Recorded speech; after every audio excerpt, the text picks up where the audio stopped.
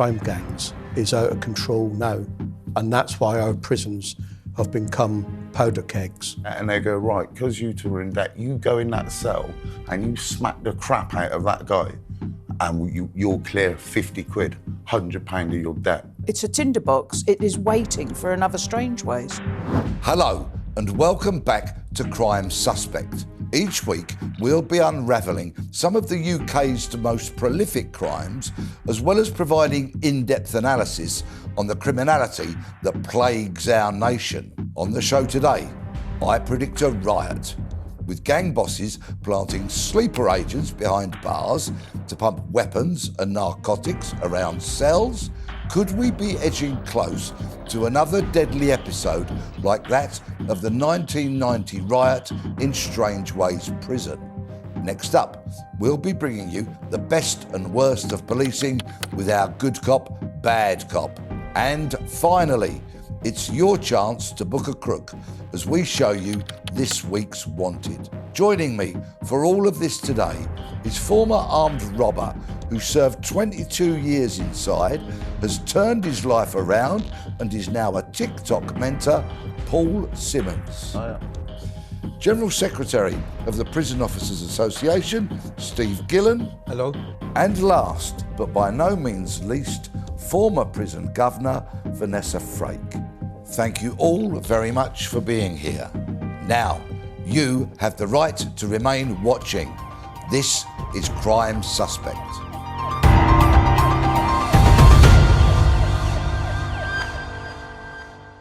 Drugs, violence and weapons. Conditions inside our prisons are reaching breaking point. And with jails in England and Wales at around 99% capacity, tensions are simmering. The infamous riots of Strangeways prison saw 147 staff and 47 inmates injured in the deadly protest, where a prison officer also lost his life. And as a result of the current levels of overcrowding and the staffing crisis blighting jails in the UK, experts are warning another catastrophe is bubbling on the horizon. Outside the prisons, it's another story.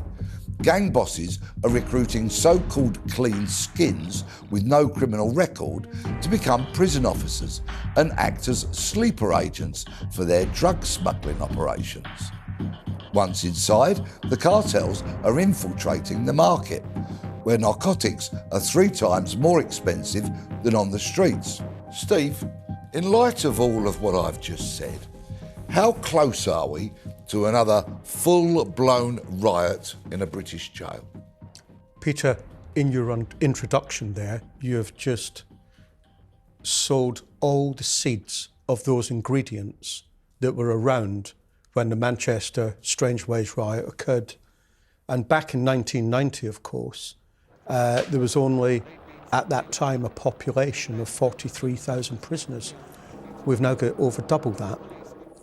So all the ingredients are there, and we want, like a public inquiry, a full royal commission, not just into our prisons, but into the whole criminal justice system, because prisons are the forgotten service as well.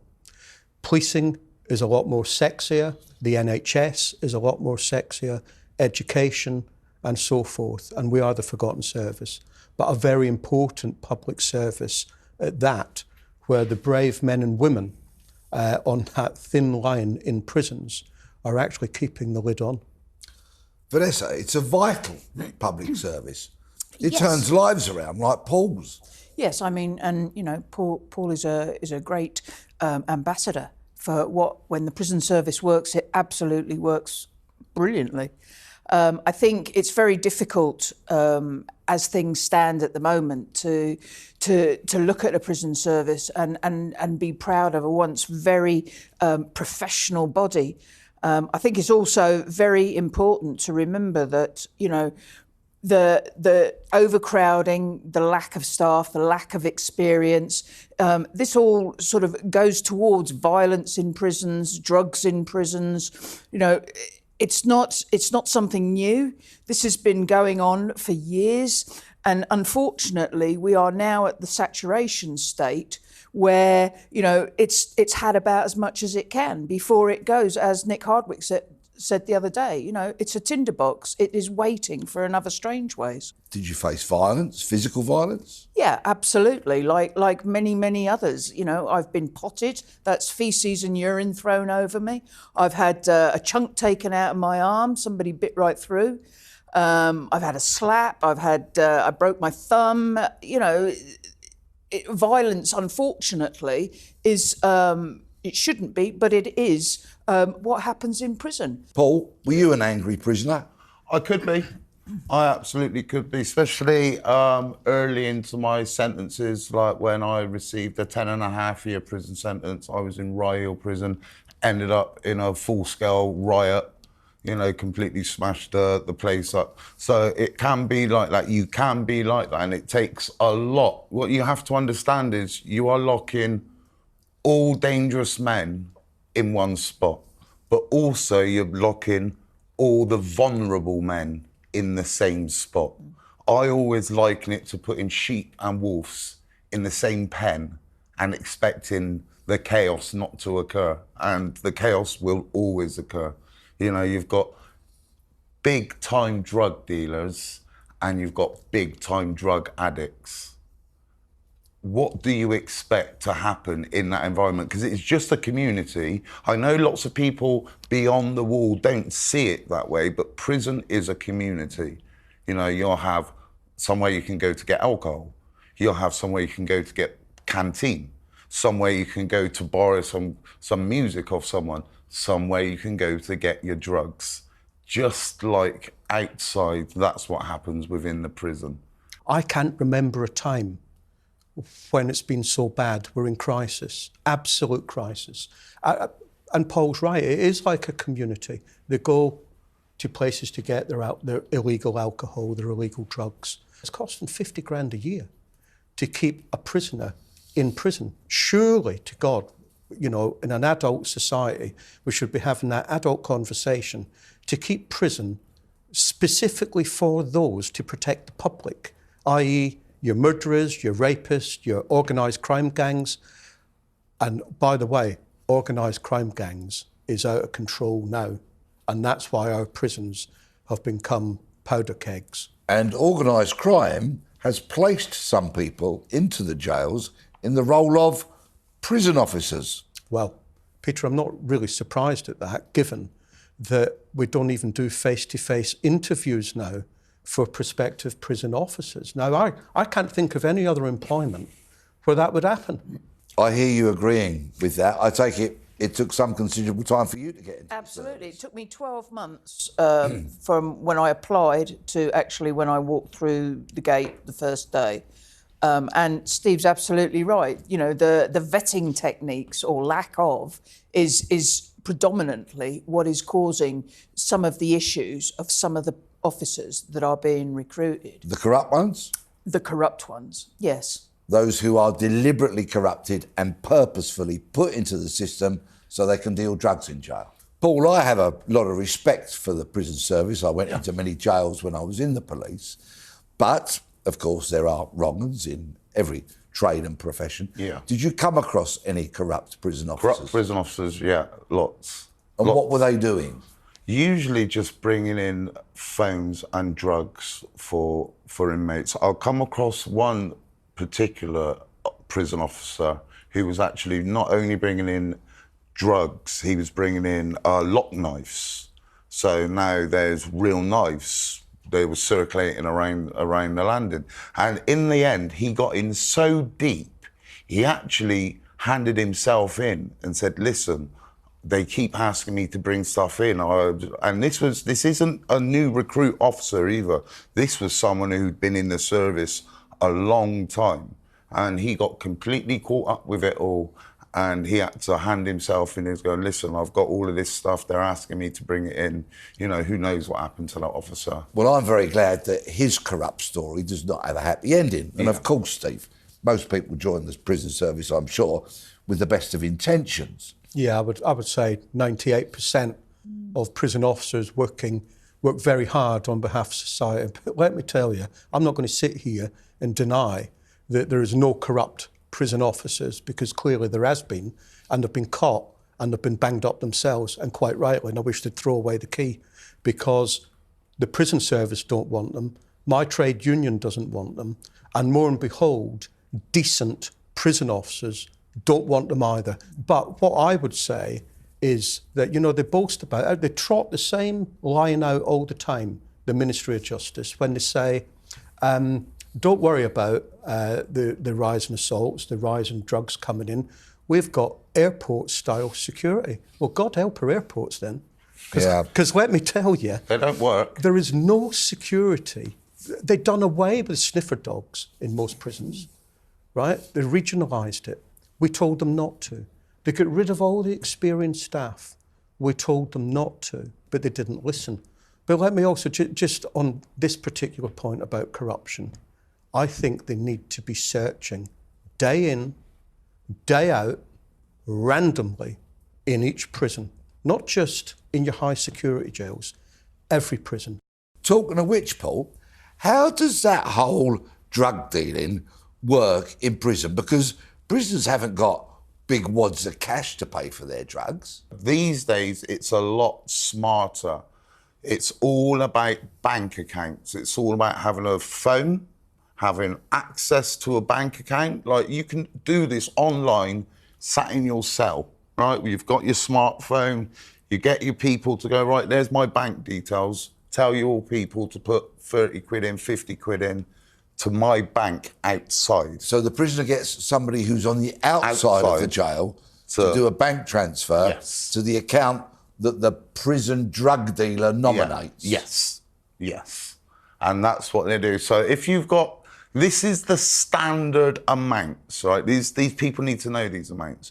When you've got prisoners phoning you and asking you to put £25, £50, £100 and £150 into a bank account, it is only for drugs. It is not for, it's not to buy PlayStations or Xboxes like I used to tell my family. That's what I used to tell them. I used to tell them it was for all sorts, but it was always for drugs. Like the way the system is now, like they are very quick. It's like you can instantly check if the money's gone into your account, as we all know. How much could a prisoner spend on drugs, say, in a week? I could easily do £300, get myself into £300 worth of debt.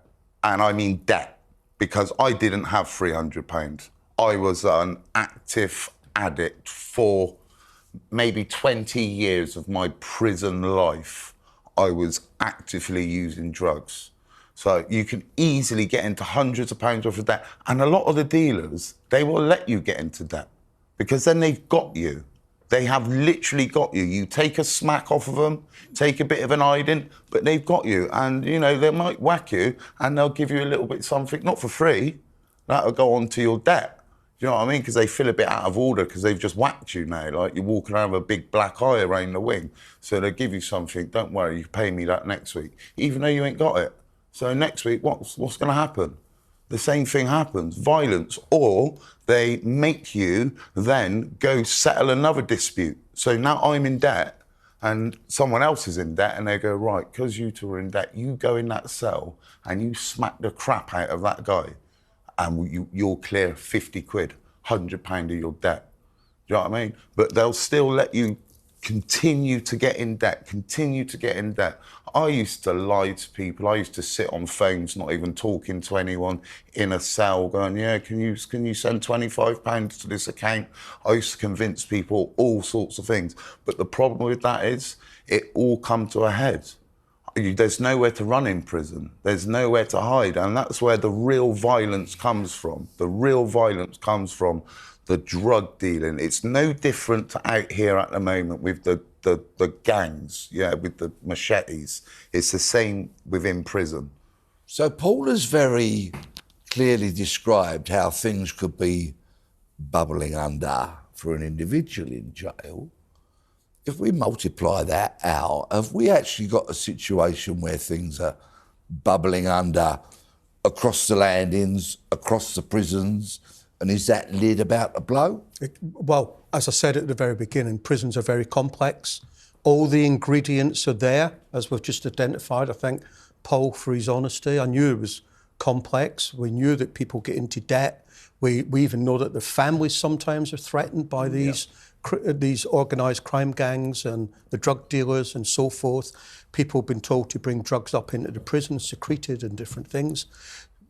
Listen, as I said as well, you can't take £700-800 million out the prison system and expect it to. That's a bit of, if someone says they want a car made, you don't hand them a hammer and chisel.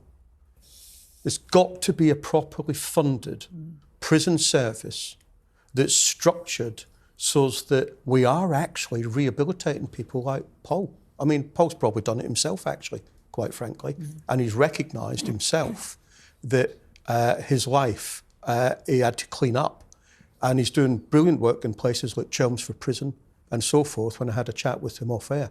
And that should be commended. I'd rather listen to someone like Paul than any politician in the land, quite frankly. That will, of course, take resources, and Absolutely. resources equates to money. Exactly. Now, Vanessa, recently, a journalist from The Times went undercover and got a job as a prison officer. And talking about the security systems that Steve's just mentioned, that journo said that the use of that equipment was very patchy. It wasn't all the time. It could be circumvented. People could get around it. And so what is the answer? How do we get the prison system working properly and efficiently so that we get more people like Paul coming out of those prison gates when they've done their time? You know, I take a pinch from Steve, what Steve said. It does need a review, and not just the prison service, the whole justice system as a whole. We need to think as a society, you know, what do we want from our prisons?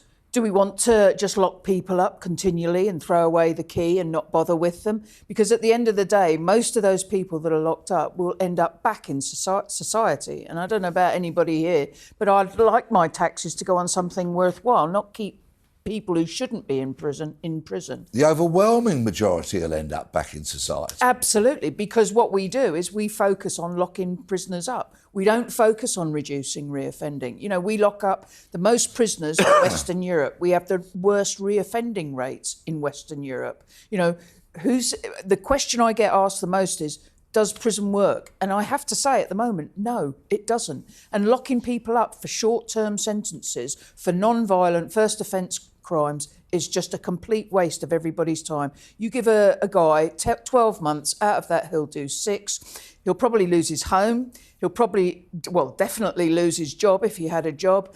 He's probably lost his support group, his family.